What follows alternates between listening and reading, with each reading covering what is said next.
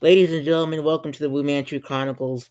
And every episode for the Wu Manchu Chronicles, I bring on a guest that's going to be performing at one of Stress Fest. And for this one, it's going to be at Daytona Beach at the Trinidad Irish Pub from October 5th to the 9th. And I'm so proud of this guy. Like, we met at Lake Mary's Pub in Real, I believe, in Lake Mary. And now he's just like winning contests of like March Madness amongst the Orlando comics, and he's on the Michael Collier show, and he's performed at the Sausage Castle. Ladies and gentlemen, coming to the stage is Minnie. How are you, Minnie? How are you? Hello, how you doing, man? How you Uh, been? How you uh, doing? Fantastic. It's been a while since I've seen you, dude. Oh yeah, it's been a minute. It's been a minute. I appreciate all the lies you told about me. That's very Uh, nice. That was very nice for the audience to believe that I'm somebody. you are somebody to me, man. I like, when we first met at Lake Mary's Pub at David Jolly's room, it was just like, man, you have something special, dude. Just going on stage and just killing it, and now you're just everywhere. And what was it like to like win that contest with like some Orlando Killers on stage? um, it was it was validating. I've been doing it for a long time. I don't like contests. I joined that contest by mistake. I wasn't even like I didn't even know it was a contest when I joined it. It was just more of uh it was more of well, to be honest with you, okay, so it was Mount March Madness, and if anybody's a sports fan, you know that March Madness, you you know that March Madness is a something that people bet on, right? So I'm over here. They're asking me to join it, but I'm not even paying attention to what they're asking me because the guy asked me, "Do you want to do March Madness?" Now I like to bet, so I said, "What's the buy-in?" But it wasn't it was a damn contest the whole time. So I agreed to do it thinking that we were gonna do a betting thing on the games and then find out that I was entering the contest. Because that's in 10 years that I've done comedy, and it's my first contest that I ever joined. I'm not Wow. really a contest type of guy. I see it as comedy is like subjective. So, it's kind of weird to do a contest, you know what I'm saying? But it was validating. It was validating because, like you said, there's a lot of killers, a lot of people who've been doing it for a long time, a lot of people who are favorites of around here. So to be able to win, and you had to do 4 rounds. So it wasn't like easy. It's 4 rounds in one night. My bracket, if you saw 16 comedians, and my bracket was like one of the hardest brackets. I went against like a lot of people who were really really good. So yeah, man, it felt good. Wow. Great stuff. And it led to like opportunities on like the Nah Dude podcast with Kermit and Yeah, Pedro that was and dope. That was dope. I got to do Ali Sadiq as well. I got to do a host for him, and he's been doing it for like damn near 30 years, and I saw him do 4 different hours in 2 days, and that was amazing to me. I mean, for you to have that much good material, because it wasn't like 4 hours and it wasn't hitting. He did 4 different hours, then they were all hilarious, and I learned so much from that. So yeah, it was great. wow, that's amazing. And I saw him on TV. I think he was on an NBC show too. I think. Yeah, Ali Sadiq. he's been doing a lot. He did a Joe Rogan podcast not that long ago. He has done like he's been doing it since Def Jam. So the man has been doing it for a while, and like it's just different. Like to see somebody be able to do that type of material and then meet him, and the person's humble, nice, very like smart. It was a really good experience. He's a really good guy. Shouts out to Elisa D. Absolutely. And then Ali Sadiq and another famous comic that I know from like Comic View, the show you were on was Michael Collier's show. And what was that like being on Michael Collier's show?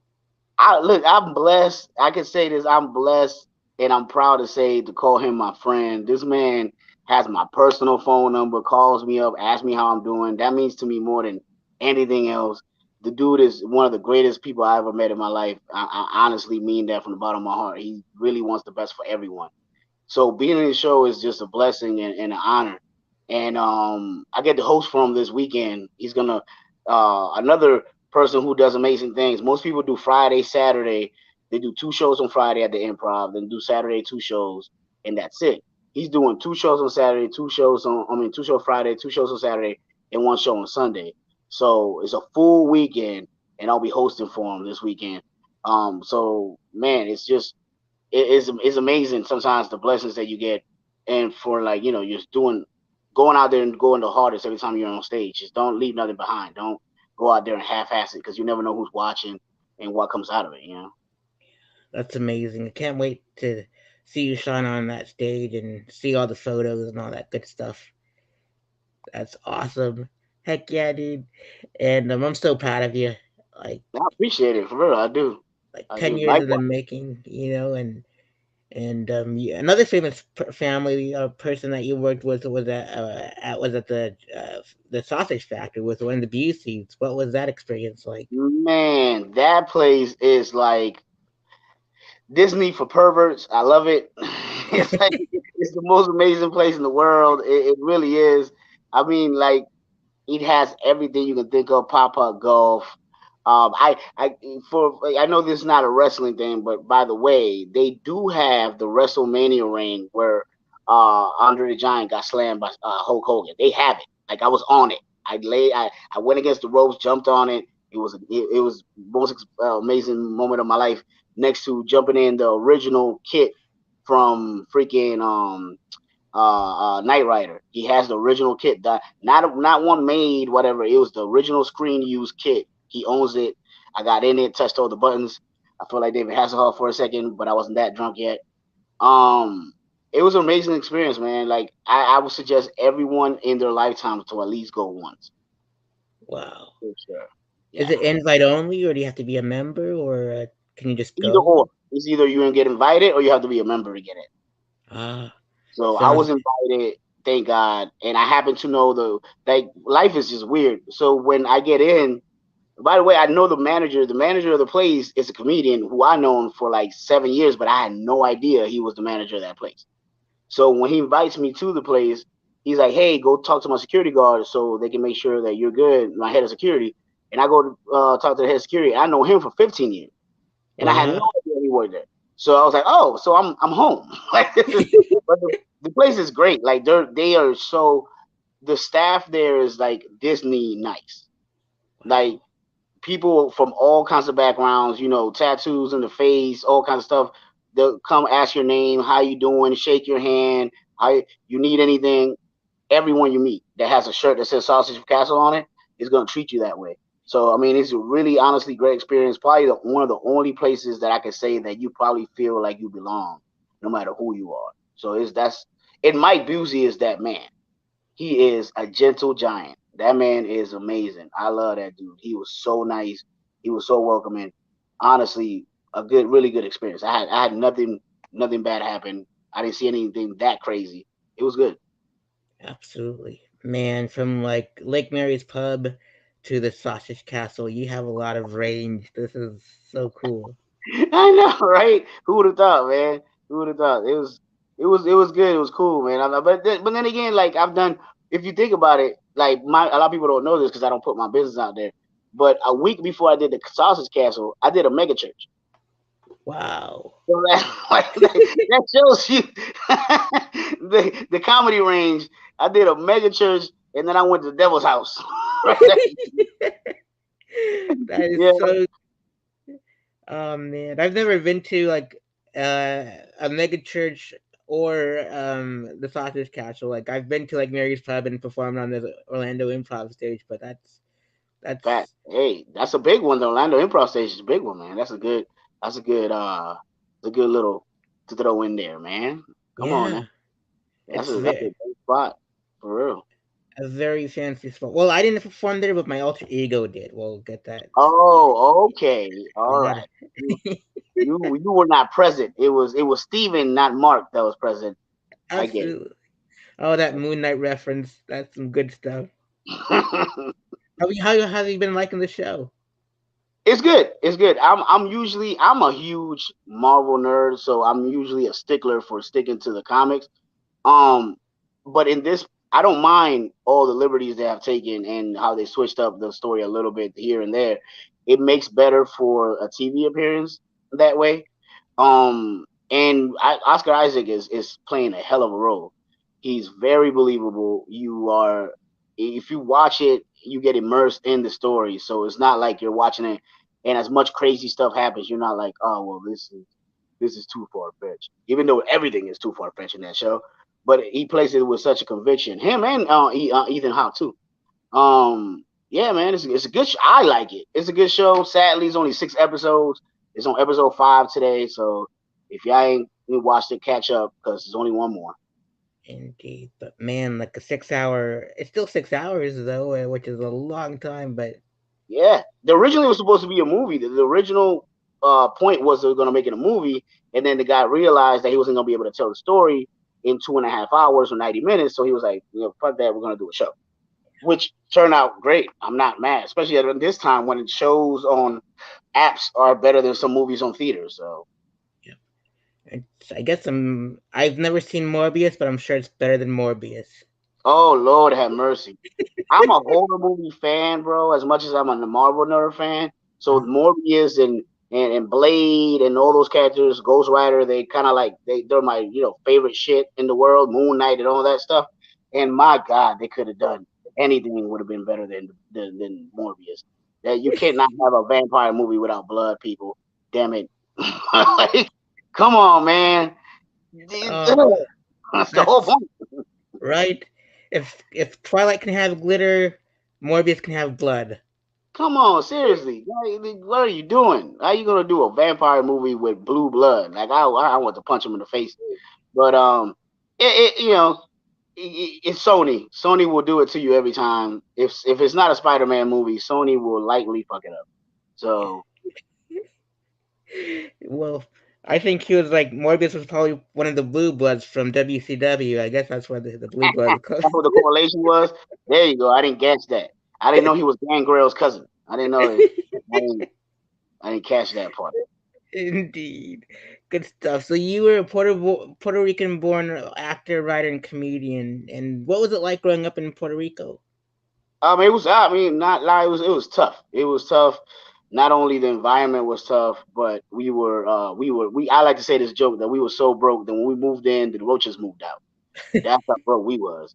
But there's some legitimacy to that. Like we were poor. We weren't even poor. We were po. You can't afford the O and the R at the end. We were just straight po. Like a lot of people they say, oh, when we came out the hospital, I came to the projects and then like when I came out the hospital, my mom went and lived in what do y'all call that in a garage. So we lived in a garage for my first 7 months of life. I lived in a garage full of boxes and roaches. You know, so it was tough. It was tough. My mom was homeless at the time. You know, so it was tough. It was a tough upbringing, but I'll say this, it was a beautiful upbringing too, though. That you got to know what love was, and because when you ain't got no food, you ain't got no money, shit. You got to have something. So you had love, and you knew what love was real, because ain't nobody loved you because they wanted something from you. You ain't had shit. Um, and so that part was good, and it was a beautiful place, Puerto Rico to this day. And I traveled a little bit, and not many places can touch it. I mean, it's just the pure beauty of it is ridiculous. Um, to this day, no matter what happens, I still look at pictures, go, and I'm just like, I came from that. Like that place is gorgeous. But it was fun, man. It was fun. I did have a lot of fun. I learned a lot. I came here when I was 11, and by that time, it wasn't much that you could teach me about life because I had to learn everything before I got here. Because you've been through so much. But it was good. It was a good upbringing, no matter what. Indeed, and those humble beginnings. I mean, like my alter ego, my parents were so poor that they couldn't afford a dishwasher, or like and they were like coming up, and they saved their money to buy a restaurant, and so they couldn't afford like some of the staff, so they would put me to work at 9 and my sister to Mm. work at like 10, and she was the waitress and I was the dishwasher, and Oh, so yeah, but and they couldn't afford to put us in sports or anything, and so it was just like, I guess this is how you have a job at the early age, like the Asian stereotypes, So pretty much, bro. It is. I mean, it is what it is. I had my first at 14. I worked at a hotel under the table. I worked at a Hilton hotel under the table. Hilton. No, it was a hotel. I can't remember the fuck. It was the Hilton. Hilton was later on in life. But anyway, a Holiday Inn. It was a Holiday Inn on One More Road. and I worked on a table 14 years old, and I was what they call the bellman. So when you call in for towels and stuff like that, I used to bring it to your room.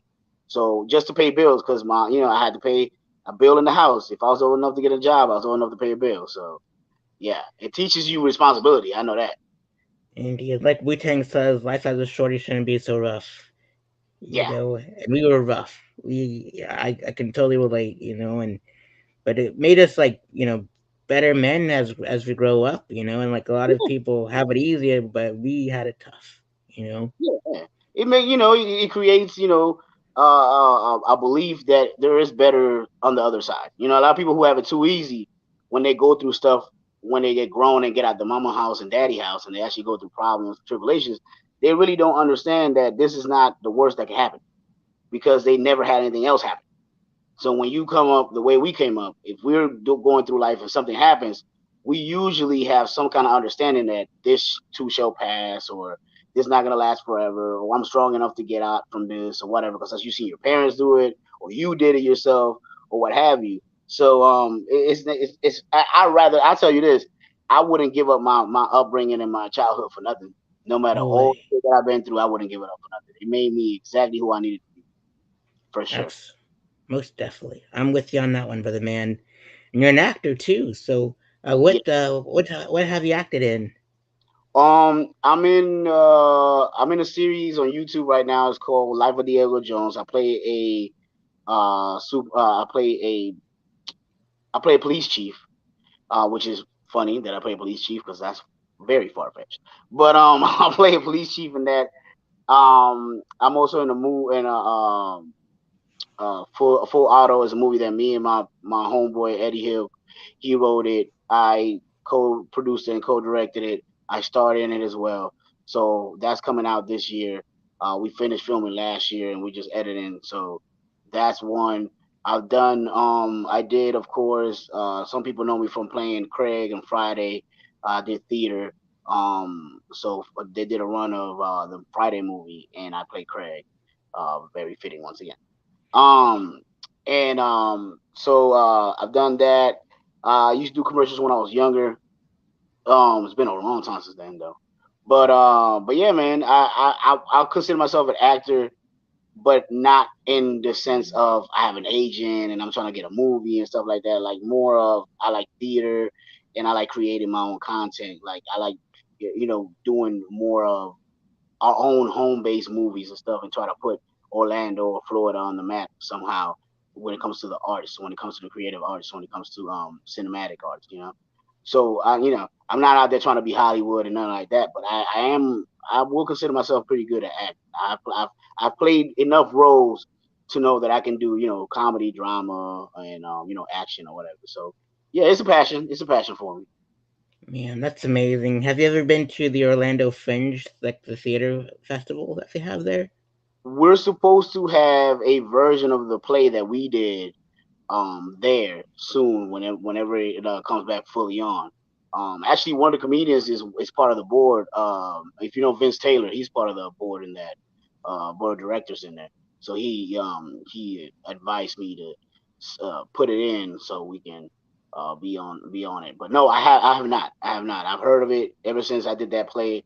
I heard of it a lot, but I have not been myself for sure. Oh, it's an experience for sure. Like, I'll have to send you my one man show that I did there, and it was during quarantine for the 30th anniversary one, and so Mhm. not a lot of people were there, but they just needed, I guess, some performances, so I got lucky Nice. through the lottery even. So I didn't expect to get chosen, but I used my stimulus check to pay for it, so it was good. Oh, nice. Hey, Yeah, listen, it stimulated something. You know what I'm saying? absolutely, It did its job. So, well, absolutely. So what's I love the movie Friday too, and what's your favorite quote from the movie Friday? oh man, if we're talking about the first one, there's so many. I mean, I think probably one that nobody cares about is my grandma gave me that chain, Oh and yeah. like right that moment when he says that shit, and he just goes running to the car. Oh my god, I rewind that like a million times when I was a kid because it was the most hilarious thing to me. I don't know why. Like that to me was just funny. So probably that, And what up, Big Perm? I mean, Big Worm. That's those two lines right there just do it for me. Indeed, like my favorite big worm quote is like, playing with my money is like playing with my emotions spoken. I love that movie so much. It's just It's a classic, bro. It's a classic. Can nobody take anything away from it? I don't care. They saying I think they're saying they're making a new one with DC Young Fly, and I heard now that this is what DC Young Fly said in an interview that Chris Tucker said that if they're doing it, he wants to play his dad. So I think that would be dope. I think that would be dope. But I really don't want a remake. But if that's the case, just to see Chris Tucker one time as fucking Smokey, that I'll watch it just for that itself. But it's a classic, bro. There's not many things that touch it. How High might come close, but it's Friday. It's come on, it's Friday. absolutely. Yeah, I just got done watching that interview with DC Young Fly with Shannon Oh, Sharp this when he is said good. that. It's a good Yeah. one, right? It's a Oh good one. yeah. It's a good interview, man. Shannon Sharp, man, Shannon Sharp, bro, he didn't find a second life, didn't he? Yeah. He didn't find a second life with this whole, being in front of the camera talking shit. He's pretty good. He's pretty good. I like him as a commentator, whether it's sports or doing interviews. He brings a different type of viewpoint to the table because he old as hell. He might not look at it or look like it, but he old as hell. So he brings that old black man wisdom to everything, and I appreciate that. We don't have enough of that. And he played for my favorite sports team, the Denver Broncos. Oh, is that your team? That's my team. Okay, all right. Yeah. They had great. They had great teams. They had great teams through the years. In the '90s, they had a lot of great teams too. Absolutely. I was born and raised in Colorado, so that's why my all my Oh, teams are Colorado. So that makes sense.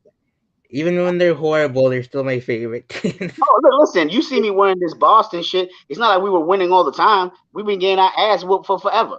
I remember when '08 when we won the championship, I almost damn near cried because my whole life we were losers into that point. You know, so I was like, oh yeah, finally we did something. So I know, and I'm a Raiders fan. So there you go. I know suffering like no other. And I'm a Boston Celtics, Red Sox fan. So once again, I know suffering like no other. Indeed. Well, the good thing is like Boston took out the Nets last night. Uh, Oh, God bless that. yeah. Yes. And like the Broncos and the Raiders have a really great rivalry. Yes, that's a good rivalry, and a good a good hearted rivalry. By that I mean like people take it serious. Like I hate rivalries that is like but like the Broncos and the Raiders are a real rivalry. Like these motherfuckers really get down when they're on the field, and they really try to end each other's career. And I appreciate that about Me football. I too. Like really do. I generally appreciate that about football. And I'll say this about the Nets. um, Brooklyn has taken L's this year that I don't know if they're going to recover from. If you remember earlier this year, Chris Rock got slapped. Okay, now the Nets get swept in the playoffs in the first round. Brooklyn, hey, come on, man, you're letting everybody down. All right, I'm not from Brooklyn. I have no family there, but I'm just saying I know enough people from there to know that y'all not the type to be in their ass whooped like this. What's going on this year in 2022, Brooklyn? What's going on? yep. And the whole Red Sox curse and everything with the whole bearing of the jersey and everything like that, and for them to win the World Series, I was like, Yeah. man, that's pretty awesome. Oh yeah. Another sports moment that I will never forget was when they won the championship after all them damn years. That was a good time. It when you're a sports fan, you just got to go with the good and the bad, bro. I mean, this some teams I feel really bad for because they never gonna see it, but when you're a sports fan of a team that big, like you with the Broncos, you have your good years, you have your bad years. You got to go with it. By the way, you got a great quarterback. So kudos to you. God knows Yeah. what the hell you're gonna do now. So Hopefully the team rallies behind him pretty good because we're they gonna need. should. He's a good dude. He's a Yeah. good dude. He's not no prima donna weird ass dude. Nope. You know, he's a real humble, whatever family oriented guy. Like that's what you need. You need an Elway type guy. You know what I mean? So And last time you got one of those, you did pretty good. absolutely. And more than anything, we need Sierra to teach those cheerleaders how to do the 1-2 step. You know. You goddamn right because those goodies. Okay. Yeah. Oh man, good stuff, good stuff. And you're a writer too. So what's Yeah. what are you what do you write and stuff? Like other than material for myself and others, I've written two movies. My whole point with comedy, people ask me all the time, "What are you doing comedy for?" Other than it's my therapy and I like it because it lets me, let out all my demons and people actually laugh instead of being like, "Oh my god, you went through that," or "Oh my god, you did that." They laugh at it. And I'm like, okay, see, cool. My life wasn't that horrible. But other than that, it's very basically a vehicle to get me to where I'm trying to go. Now, I wrote two movies in high school, and my whole dream of my life has been to get enough money to be able to make these movies. So, one day that'll happen. One is a cop murder mystery, kind of like Seven. Seven is my favorite movie of all time, so it's in that type of vein. And then the other one is the story about uh, my high school football team, which we won the championship. And in 37 years before that, they hadn't won more than three games. So ever since the school began itself, 37 years before we played, they had never won more than three games, and we won the championship. A lot of stuff happened in that year within the team. We played against three NFL stars, legit NFL stars, beat them all. So it's a good story. It's a story about me learning the game, learning the language, learning everything when it comes to America and stuff like that, and then being able to win a championship with a football team that be honest with you, at the beginning did not want me there. So yeah, that's a good movie. It's like I don't know if you ever seen Friday Night Lights. Yeah. It's like Friday Night Lights times 100, and it's a true story. Like I'll tell you this so you know how crazy it will be. The week before the championship game, I was in a shootout and I had lost a part of my finger. Oh man. So like and this is all a true story. I'm gonna tell it all, everything that happened that season and everything that happened in those days, good or bad, is in the movie. So that you see what I'm talking about. It's like a Friday Night Lights, but it's like times 100 because it's real crazy shit happens and it's all a true story. I'm sorry for everyone who might get offended when the shit comes out, but bitch, you did it. I'm not lying, so you can't sue me for what I'm saying for defamation, motherfucker. It happened. Absolutely, man. Like my buddy in Daytona made a movie called Eighth Round Pick, so it's on YouTube. And so if like he had to raise funds for that, and like I like it's a pretty good one. Like the ending got me good, and so I'll have to send you that link, and so Yeah, send it'll me that hopefully link. it'll inspire you to make one.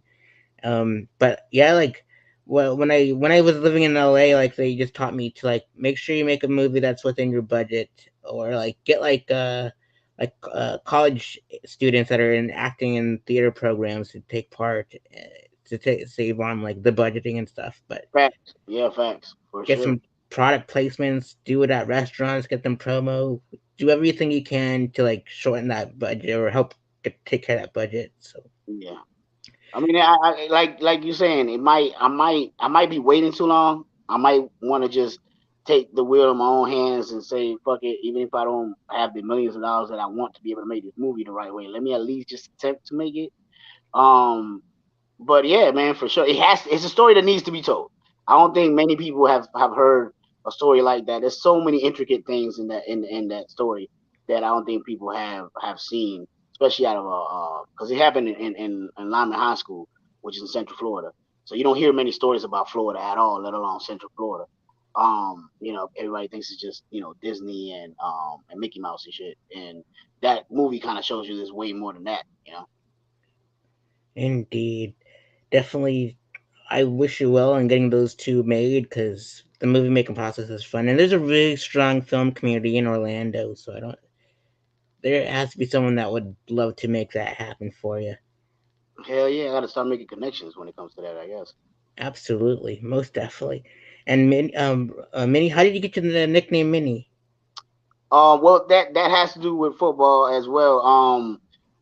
My nickname, I had a bunch of nicknames when I was growing up, but it was Spanish. When I came to the team and I started playing, there was a dude who was a defensive lineman coach. I played nose guard, and he was a defensive lineman coach. His name was McLennan, Dan McLennan, and he played for the Vikings. and he actually had won I think the only Super Bowl they ever won, or the last one that they went to. He was in the team, and he used to say, "Oh, well, you look like a mini me version." This is around the time that that movie had came out with Mini Me and Mike Myers and all that stuff. So it was like he was like, "Oh, you look like a Mini Me version of me," because he was basically my whole stature, but big as hell. I'm 5'3". He was like 6'5", 6'4", 300 pounds, something like that. At the time, I was 5'3", 185 pounds. But I moved and I played like he played, even though I was so small.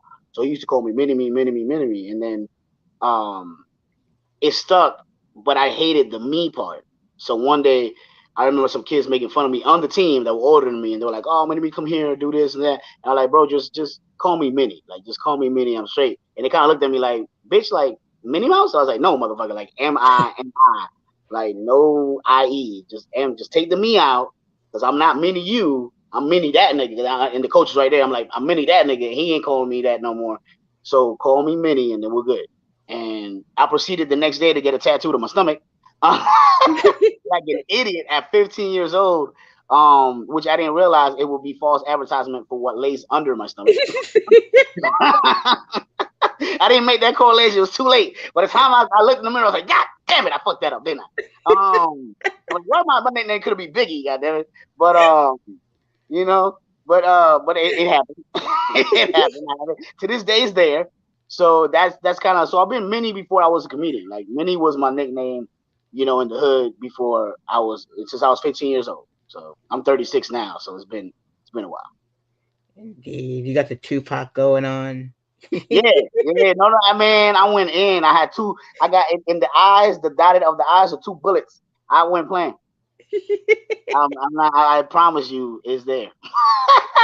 Indeed, man, and it reminds me of the time I got my nickname Wu Man too. Like, I spent like I met like most of the Wu Tang members in out like California and Florida and That's stuff. And I didn't know what I wanted to be for Halloween. And like people that were that were in my circle at the time, they said, "Why don't you be Wu Man?" I'm like, "That sounds too much like a woman." And I'm like, "Why don't I go with Wu Man too, like Fu Man too?" I'm like, "That'll work." So that's how I got my nickname. that's dope. See, when I read it, because I'm looking at it, and I read it, I'm like, because I'm first thing comes to my mind is the movie. You know what I'm saying? Fu Manchu, and I'm like, Fu Manchu, and I'm like, the fuck going on? I'm like, it don't, but I get it because it's the Wu. Yeah. Well, by the way, that's a great ass movie. I don't know if you haven't watched it, yeah, you fucking watch it. I don't think I've ever seen that many straight actors play a role that, you know what I'm saying? Like it was, because Broke by Mind is Moved by Mind, but I'm talking about like those, they were playing, like it was two people, whatever. Like we're talking about like and Richard Gere, fucking like these guys at the time were like the epitome of testosterone and macho and all that. And you got both of them playing, in well, transvestites, I guess. And then and with the conviction they played, like you believed fucking Wesley Snipes was, what I'm saying, felt the way he felt. Like that movie is great. Like it was great acting in that movie for real. Oh, that's Tu Wong Fu. Oh, Fu Wong Fu. I'm sorry, not Fu Manchu. Fu Manchu. God damn. I'm over here thinking of fucking. You're right. You're right. I was thinking about the band Wu Manchu because I'm like a music journalist too. But you I'm was like, this dude, because in my mind, I'm like, this dude and took the road to a whole different level. I'm like, God damn.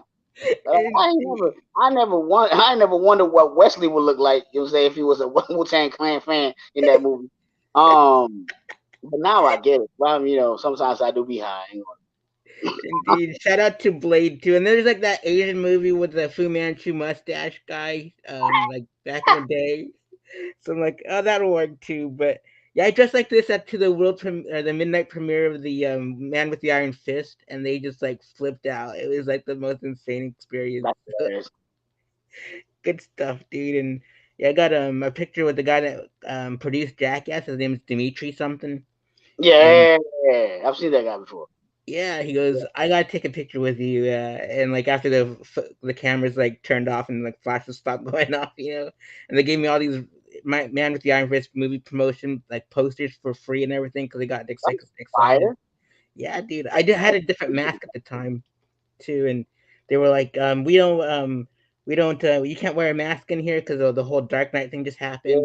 Yeah. Yep. So I had to take that off, but I still have my cape on it, so it was awesome. It was So, question: how long have you been playing this? Have you had this character? since Like, gosh 2011, I think. oh wow! So it's been a while.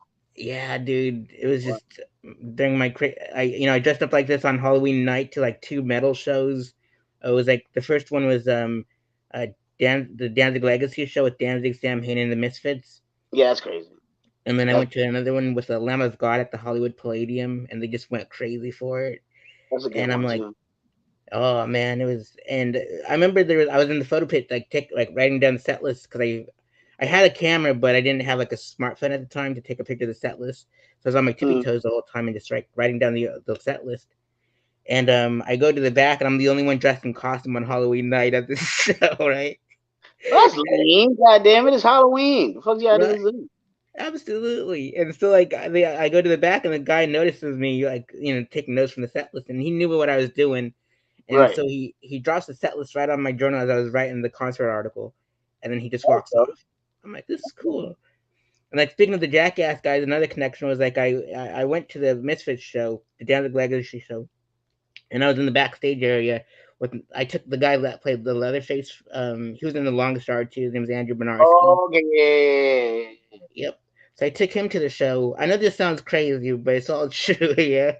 And then and like freaking the Jackass guys were back there, the type of negative guys and Puddle of Mud. It was like the most craziest show ever. And we go and catch the show, and Leatherface was like, if anyone messes with you, because you're the only one dressed up as like a Wu Tang character, just I got my eye on you, and I got your back. Right. When Leatherface says that, Yeah, dude, it's you tend crazy. to believe it. Indeed, he's gonna be at Spookala this coming up in May, so I'm thinking about gonna go see him and ask him if he remembers those times. That's And dope, man. That's cool. That's. I mean, that's a good ass connection right there. Knowing Leatherface personally, that's yeah, congrats. Like he made me smoke weed with him backstage. listen, that's a story to tell. That right? You have a picture of that? Oh no, but Oh man, I'm about I to say that is fucking. I would have made him sign that shit. I was like me and Leatherface smoking weed. but I'll ask him if he still remembers that because it was like a wild time that we had, and it was awesome. And I got to That's, see Danny Carey from Tool, his band, play in a jazz band in like a small dive bar called the Baked Potato before mm. that, and it was like so dope. And so I don't care. I dress like this all the time sometimes. You have seen a lot when it comes to music. Every time I talk to you, I hear a new story, and I'm like, damn, motherfucker, you done been around. Absolutely, dude. Because I got paid to go to concerts like when I was I living mean, in that's LA. beautiful. That's beautiful altogether. But Yeah. So like 50 years of music. I got to see the Doors play and that's UFO play. fucking stupid. Like the fact that you got to see the Doors play, that makes no sense. Like that's fucking, that's ridiculous, man. That's dope. That's a good one. Minus Jim Morrison, of course, but like, I like mean, you know, one yeah. more, really? Yeah, obviously, minus Jim Morrison. Goddamn it. Yeah. Yeah, But like other people stepped in to do the lyrics for him, yeah. gosh, she was from Linda Perry from Four Non Blondes and Okay. Mark McGrath Okay. from Sugar Ray. They stepped in There and we did some go. lyrics. That's somebody. Yeah. So that works Yeah. out for me. So that filled the void. Yeah, Those yeah, are yeah, yeah. It's still the fucking Doors, bro. I mean, whatever. You can still say you saw the Doors. absolutely, most definitely. And your unique style like of comedy is the missing link between the Boricuas and the African Americans. And Yes, what man. how did you discover your voice in comedy? I quickly realized when I was longer I was in this country that we had nothing to differentiate us really when it comes to like black people and Puerto Rican people, especially melanated folks. And it's just like it became my thing. It became my thing. Like if you look at my friends and you look at all that stuff, I have them on both sides, and I always ended up being like the gap. Like even when there was, back in days when there used to be a lot of beef between, Latinos and black people in this high school or whatever, I always ended up being the gap between them, like, chill out and whatever. It's just because the way I was raised, like I'm Puerto Rican, born there up to 11 years old. Then I came here straight to the hood, and I was raised around a whole bunch of hood people. So, it kind of like there is no questioning. You know what I'm saying? Like there's some other when you look at Fat Joe or you look at J Lo, you look at Ricky Martin. Even Fat Joe, as hood as he is, and everybody considers him to be like gangster hood and all that, he's so light skinned that sometimes people question his blackness. You know what I'm saying? Like, oh, he's not black. He shouldn't be saying this. He shouldn't be saying that. But like the way I was raised, the people I was raised with, my skin color, it kind of like shows you more of like, yo, hold up, this literally this nigga's just like us. You know what I'm saying? Like, so I always like to see myself that way in whatever I do, especially comedy. I like to be the bridge in the gap because when I tell my stories and people can relate to them, they relate to them. Not they don't know if I'm speaking about growing up in Puerto Rico or growing up in the hood over here. They have no idea until I reveal to them where I'm talking about. You know what I'm saying? So it's good to see people relate without even realizing that they went through the same struggles. Usually, also because of our skin color as well. Absolutely. And I feel you're on that one because, like, the Cambodians are known as the blacks of the Asian community. Mm. Like, everyone thinks I'm black. Like, they go, you're like a light skinned Drake. Yeah, like, They tried the hell out you. You say you a light skinned Drake. like Why the hell? Yeah, damn it. How more light can the man get? Jesus Christ. How you a light skinned Drake? That's hilarious. yeah. And That's there's a comic named Alvin. He's a black comic in Jacksonville. He goes, I thought you were black, and you can just say the N word, and I wouldn't even be mad. I'm like, I'm still not going to say the N word. so I'm giving you a pass. I'm giving you a pass for your beigeness. I'm like the real Asiatic black man over here. Right? It's like, oh, I'm the original Asiatic black man. It's hilarious. Oh, man. I should try that on stage. Like I do like I give them like I play the race card game with them. Like sometimes if we're on like and people say I'm from Daytona, and I'm like, Right. yeah, the Daytona is five. It's like they're known for the Daytona 500, and I ask them to play the race card game with me, and then they freak Mm. out, because they don't know how to react. Dude, I would not listen.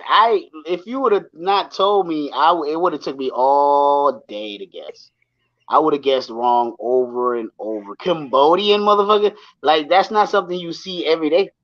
Nope. You do, bitch, because you got mirrors. But I'm saying that's not something I do every day. I can't remember the last time I met a Cambodian. Man, it might have been college. Wow. And like people always reference Chappelle's show with the 100% Cambodian breast milk thing. Ah, I forgot about that shit. The Diddy line. God damn it, Chappelle. Oh man, that Oh guy did man, it. good stuff. That's hilarious. Why Cambodian breast milk, Chappelle? God damn it, like why? Out of all places, it had to be Cambodia. Like I don't understand. But that's hilarious. That's very funny. Absolutely. But man, I got like a lot of like they had a troubled past with like the whole genocide thing, and I just wanted to shine light like, hey, I can make the genocide funny.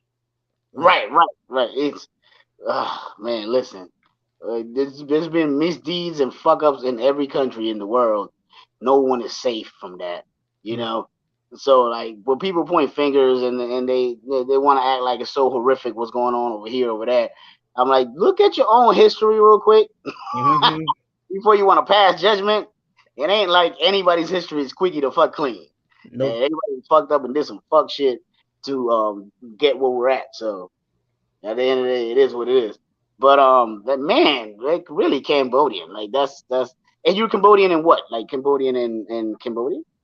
Or you just? I'm yeah, my both my parents are Cambodian, but the funny thing is, I was born here during the winter, so I'm like a really light skinned Cambodian. Like when I go over there, like I took a picture with all my cousins, right? So you And like my a white man when you go to Cambodia? yeah, dude, Oh my God! So I look like a ghost. your credit goes up immediately as soon as you touch Cambodian floor. Like It that's does. that is crazy. And, like it goes my credit goes so high that like people's relatives are like, "Can you marry my daughter and bring her to That the happened. That states?" happened. Did Yeah, that happen? No, it you happened. shut up. That I doesn't sw- happen. I swear it happened there and in Thailand. Like this Motherfuckers just offering their kids to you because you light skinned. This is crazy. is, I know. They don't even give a fuck you got money or not. They're like, hey, nigga, you light skinned. Go ahead and marry my daughter for 15 sheep, please. Yep, That it's is like what? yep, and they're like, we know you're not from here. We'll make it. But I told him, look, I am not getting married ever. So you can just. They have to find another way to marry. Would Like, any of them look good looking? Then you were like, you thought about it for a second. You're like, maybe I don't know. She's kind of I cute. can't. I don't know. It's just like, That's crazy though. Like, yeah, I've never heard no shit like that. You have lived a full life, sir. I've uh, never heard of nobody of offering their whole kid to a motherfucker. I mean, listen. I've been in some weird situations. I had a situation before where a dude asked me would I sleep with his wife, and that was weird. And it was more weird because he wanted to watch. I'm like, no, we can't do that. I'm like, mhm. I'm like, no. For a second there, I thought about it. I was like, and then he was like, oh, I just like to watch. I'm like, oh no, no sir, and no just sir. and just to make things clear, I said 18 years old and up. I am no R. Oh Kelly. yeah, no, I'm not. Yeah, yeah. I know I said kid, and I sounded like you're a pedophile. I'm sorry. I apologize. Ain't no Epstein shit going on here, sir. No I Epstein. apologize for that. I alluded to being a child, and I do apologize for that remark. But I knew they had me 18 and up. I knew that. Indeed, I'll have to work that into my material. That is crazy though. I'm still trying to figure out how does that work. Yeah, I Just mean, be light skinned and you man, wow. I guess I need to go and see Cambodia for myself. Is it a really beautiful country? Tell me something good. it's very beautiful. Like I Yeah. spent my time in the villages mostly instead of like the capitals and like the tourist traps. Okay, Like so you were like with the real. yeah, because like my families are both like both sides of the family are in like the most poorest of poors. Like there's Oh like wow. cow poop everywhere. There's like no running water still. Like the electricity has to be run by a generator. Like that's how poor it is. Shit. You know what? They got them. Why don't just, man, cross the pond and come to the States, baby? You know what I Yeah, mean? it's not that well. It's tough to do that, but it's like you have to have connections and all that stuff. But All right, cool, true. Yeah, that was true. and so many paperwork and all that stuff. But I You was born enjoyed. over here, huh? So what? You was born in Colorado over here? Yeah, I was born in Colorado. I was the anchor baby. I was. Oh. Well, bitch, it didn't work because you just said your mom and your daddy back there, ain't it? Oh no, they're here now. They're safe. They're Oh, good. okay. I'm about to say that shit didn't work. I'm like, Yeah. aggravate my ass. Your ass better Cambodia. Yeah. We'll keep the light skinned one though. We'll keep Elder Beige. Absolutely.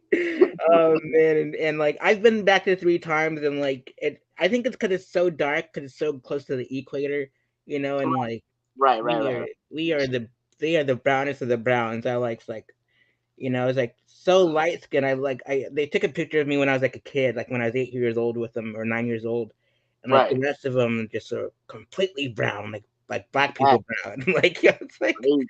And and I was like, are your parents dark skinned? they're getting lighter. They're light skinned now, but they were dark in the very beginning. So It's that sun, man. That sun yeah, will burn you up. I'm telling you, when I was in Puerto Rico and I came over here, I lost like 5 shades. Like I was dark as hell when I was in PR. I used to look at the baby pictures. I'd be like, "Damn, who's that black boy? Like that boy is dark." But so you all right. It might be. It seems funny to people that you're saying that, but that is 100% true. Being yep, away from the sun for that long, it will lighten the fuck out of you. Like if they would have stayed in Cambodia, they'll probably be dark as shit. yep. Hmm. It'll be like 50 Shades of Nay.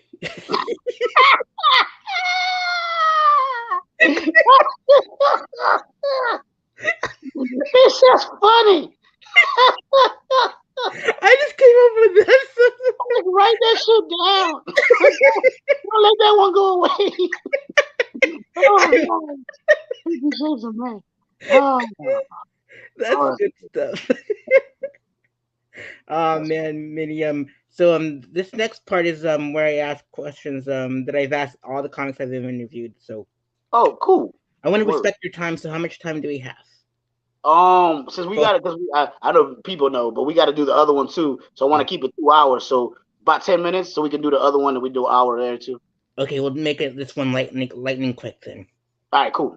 Cool. So what inspired you to perform stand up comedy, Minnie? Get away from the streets and get away from drugs. Do something positive in my life. Absolutely. And what was the feeling like when you first performed stand up?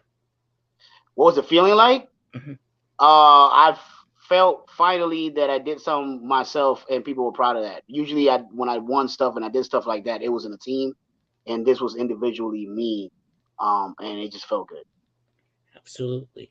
And what are your favorite comedy specials and comedy record albums? I don't know shit by name. I smoke a lot of reefer, so I can't remember shit by name. But I'll tell you when it comes to comedy specials, I'll say things that will remind you of what special it is, and maybe you remember the name of it. But the Richard Pryor one when he's talking about him burning on fire. I think that's live at whatever the fuck it is. On You the got Sunset Strip? yes. You got Eddie Murphy. I think is what's it called the one with the red suit. Raw Uh, or Raw. Delirious? Yeah. I think Raw's the one with the red suit, the red shiny one. Yep. And Purple is the Delirious one, I think. Purple's delirious one. So I'll talk about Raw. And one that is very underrated, but Latinos who do comedy, I'm pretty sure a lot of us were influenced by this one, is John Leguizamo, Freakazoid. Oh, yeah. If you remember that one, that with the one with the grandma and he was in the bathroom and she brushed her teeth with it. Oh my god, like bro, to this day, like there's not that many people that touch it. And of course, almost damn near every Dave Chappelle fucking special ever made. That's my favorite. Absolutely. So Man, John Leguizamo is the one that got me into stand up because I saw, it like, yeah. And I was own. good, right? Say what? It was good, right? Like it's underrated as fuck. Absolutely. And the one that got me going into stand up was when he did Manny the Fanny. And Ah, yeah. and like I didn't know he could change into a woman like that. And I guess that was led to Tu Wong Fu and doing a callback and like, Right. like but he's other than the fact that most people think he's Puerto Rican and he's not. He's great, bro. Like he's fucking he's amazing. Like John Lewis almost very underrated when it comes to comedy. A lot of people I think were influenced by him, and they don't even like they don't acknowledge him as a great comedian. I've never seen nobody acknowledge him as one of the greats, and he should. indeed. And if you ever get a chance, watch Ghetto Clown. It takes you on his journey through his entire film call his whole like life story. It's amazing. Ghetto Clown. Yeah. I haven't seen that. Okay, clever I'll, Ghetto I'll Clown. send I'll send you the link. You sending me all the links. I'm gonna look at my shit. It's gonna be 20 links. I can't wait. Indeed, for sure. And let's see here. What are you if you can go on tour with any comedian locally and internationally known, which comedians would you like to go on tour with? But I have to say both locally or internationally known or both. Both. Oh, locally, my dogs, man, like Vince Taylor, Jersey, me, Ken, and have us as the headliners and the features every night, and we'll switch up, and then have a bunch of the young bucks be the openers. That'll be dope. Like grab like you know what I'm saying, all the young cats that are like killing the game right now. They should be just you're the openers and stuff, and just go on tour the whole country. That'll be fire, I think. Yeah, that'll be good. And Spunky Robinson too. Like all the big dogs, and then all the people who are coming up just host for us and do open up for us. That'll be great. But a real famous person, I guess it would have to be Chappelle. It would have to be Chappelle because that to me is the standard. So like my thing was I used to say that the reason I was doing comedy was to until Dave Chappelle thought I was funny I could quit. Like I didn't care about fame, I didn't care about money. But if I ever heard Dave Chappelle say, "Oh my God, that dude Minnie is funny," I'm done. I have nothing else to prove to you, bitches. I'm out. Absolutely. Shout out to the Punchline King and everyone else that you mentioned. So Facts. Facts. Punchline absolutely. King. Yeah, got to give them their flowers while they're due. So, you know, Facts. indeed. And what are your favorite sitcom sketches and comedy films? I grew up on. I mean, I like the little obscure ones because I'm pretty sure people said all the ones that everybody knows. But Kids Down the Hall was really good to me when I was a kid. Mad TV was really good to me when I was a kid. My mama really loved and Live in Color, and I loved it too. But it was more her thing. My thing was more Kids on the Hall, Mad TV, Comic View was very very influential when I was growing up. And I didn't even think I was gonna be a comedian. I just loved stand up comedy, watching it, just like my mom did.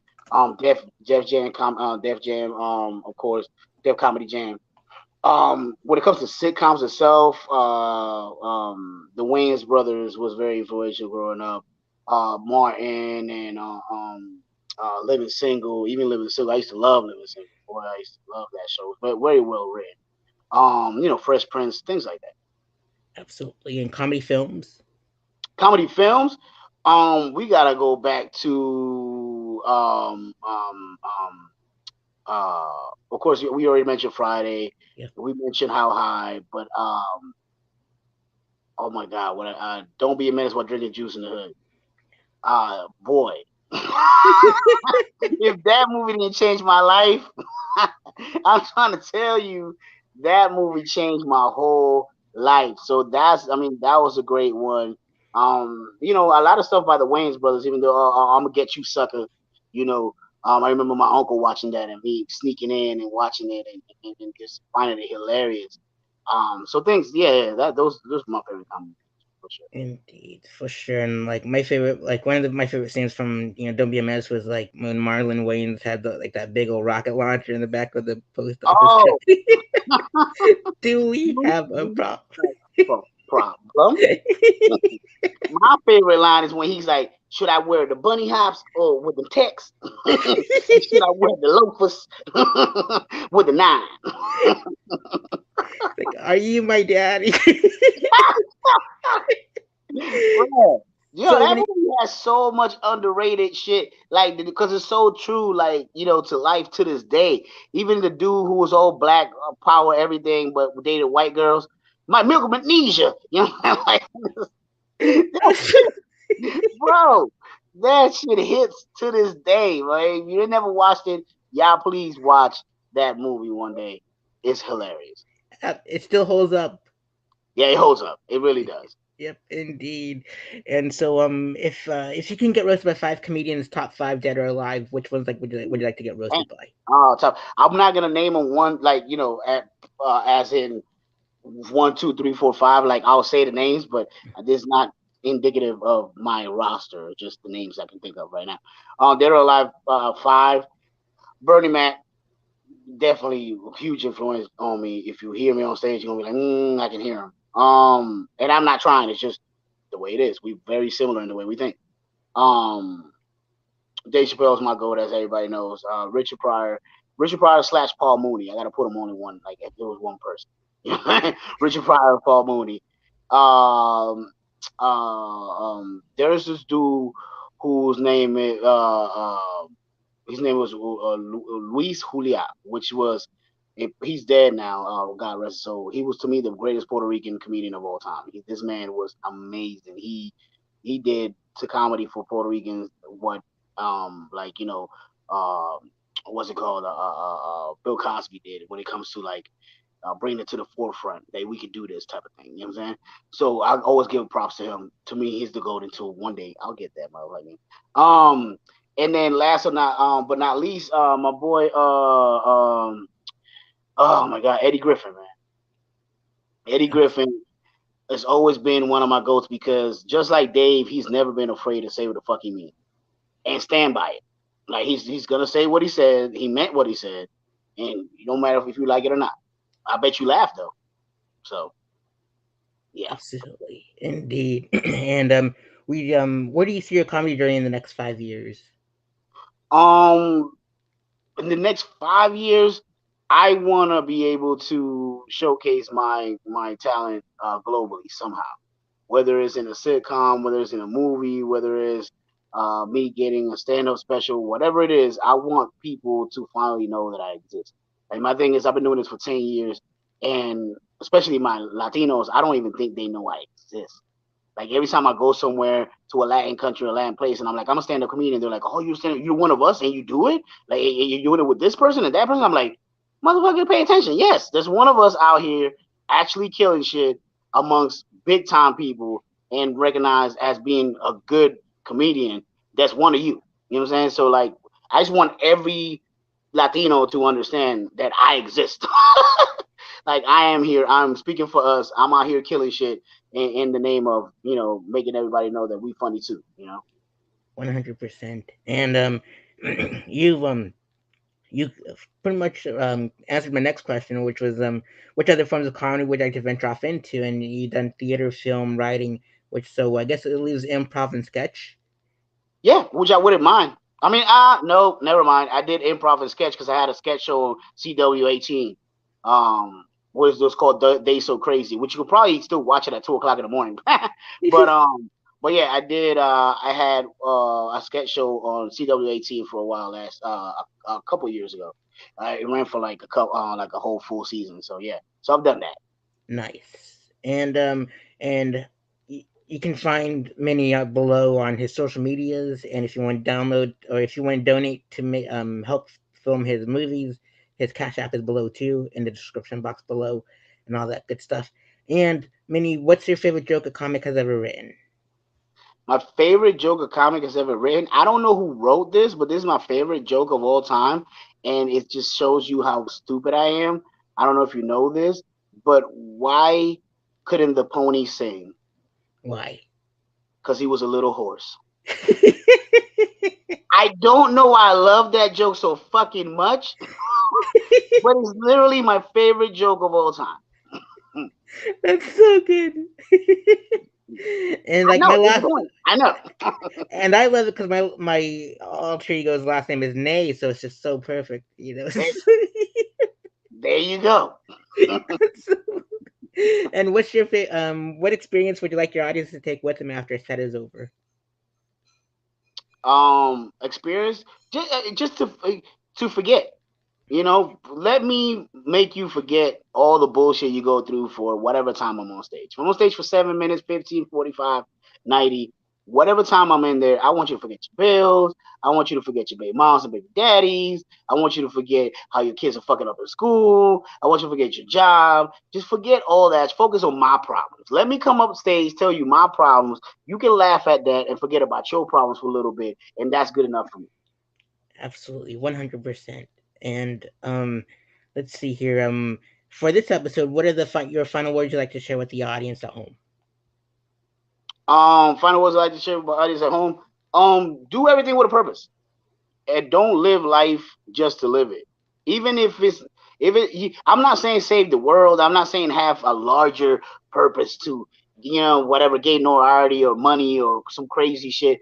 Just whatever you choose to do with your life, even if your spare time, do it with a purpose. Let it be leading to something. Don't live your life to live it and wake up every day just to go to sleep at night. Have some purpose towards your life. It's going to help you out a lot. If you have mental health problems, it will fix a lot of that by, uh, you know, making your mind focus on something positive instead of letting it, go to all those negative places that it might go to. So it has helped me a lot just to have a focus, have a goal, have goals, have focuses, and and live your life with a purpose every day.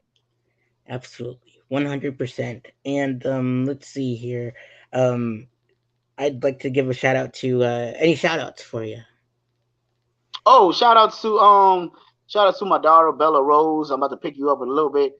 Shout outs to all the comedians that I've known and that I love. Jersey, Vince, I named you all, Ken, Spunky. Y'all know you who the fuck y'all are. Eddie, all my people. Shout outs to all the Boricuas in the world. Don't ever forget where you come from, no matter how far you go. Yeah, and shout out to my mama, man. I make fun of my mama every show, and she does not give a fuck. Love that woman. Absolutely. And shout out to 13X Studios for making this mask. And I forgot to do a crossover question for you. I also do the stand up speakeasy um, for another channel of mine or another playlist of mine. And so you get to nominate the next five comics in Orlando that you'd like to see on the next episodes of the next stand up speakeasies. Oh shit. Cam Newton, um, uh, Jacoby, um, Jacoby Burton, what's my boy? Kales. Um, I forgot your name. Your last name, Kales. Goddamn it. Um,